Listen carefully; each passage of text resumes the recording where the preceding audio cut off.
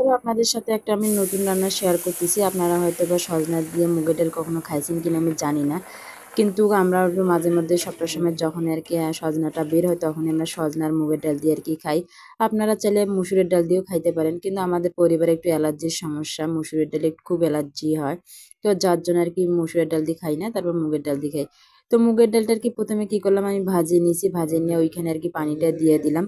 দেওয়ার পর আর কি ধুয়ে টুয়ে নিয়ে তারপরে যে প্রেশার কুকারে আর কি তুলে দিলাম। দেওয়ার পরে একটু আগে থেকে আদা রসুন বাটা ছিল ওইটাও আর কি দিয়ে দিলাম। তাহলে আলাদা যে মুগের ডালের একটা গন্ধ আছে ওইটা আর কি গন্ধটা লাগবে না।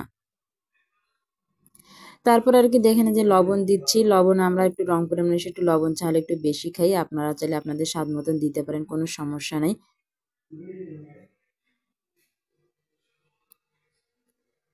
এরপর আর কি আমি একটু হলুদ দিচ্ছি। হলুদটা আপনাদের কালার অনুযায়ী দেবেন, কোনো সমস্যা নেই, কারণ আমি সজনা দিব তো একটু দিলাম, একটু পরিমাণ মতন করে আর কি দিলাম। তারপর একটু ঝাঁকাই টাকায় নিলাম, নিয়ে একটু মেশানোর জন্য।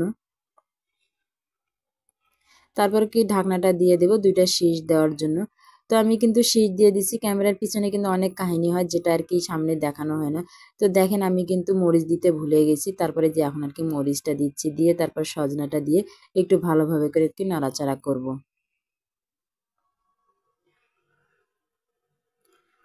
আমি একটু নাড়াচাড়া করে নিচ্ছি, করার পর কিন্তু আমি একটু ঢাকনা আর কি উপরের মধ্যে আর কি দিয়ে দেবো। একবারে এখন আর কি ঢাকনাটা লাগাই দিব না, একটু ভালোভাবে করে একটু নাড়াচাড়া করে নিব, যাতে একটু মরিচের ঝালটা একটু বের হয়ে যায়, কারণ ঢাকনা দিলে পরে আর আমি নাড়াচাড়া করে দিতে পারবো না। তো আবারও একটু হালকা ভাপের মতন করে দিয়ে আর কি আবারও একটু নাড়াচাড়া করে নিচ্ছি।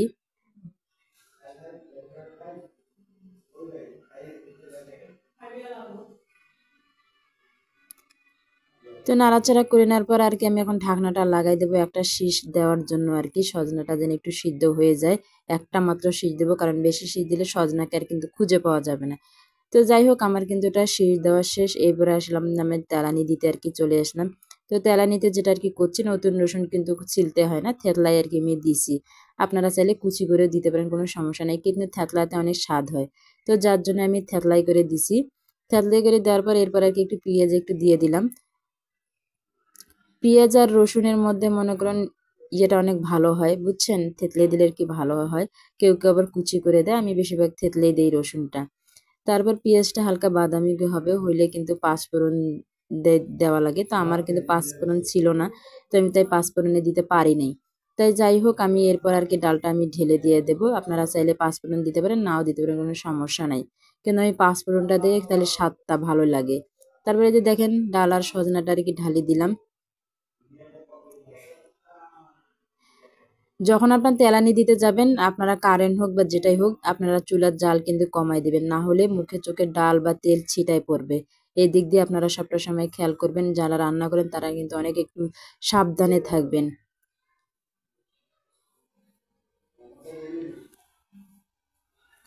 যাই হোক, আমার যেহেতু পাঁচফোড়ন ছিল না, আমি একটু কিন্তু ভাজা মশলার গুঁড়া দিয়ে আর কি নামাই নিব। এই হচ্ছে আজকের আমার রান্না।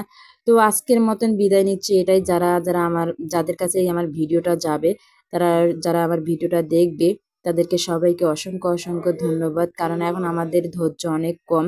আমরা 1 মিনিট 2 মিনিটের ভিডিওটা দেখতে পারি না, যেখানে আমার ভিডিও হচ্ছে অনেক বড়, 4 মিনিটের।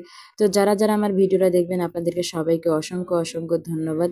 আর আমার এই রান্নাটা আপনাদের কাছে কেমন হয়েছে না হয়েছে সবাই আমাকে কমেন্টে জানাবেন। তো আজকের মতন বিদায় নিলাম, সবাই ভালো থাকবেন, আল্লাহ হাফেজ।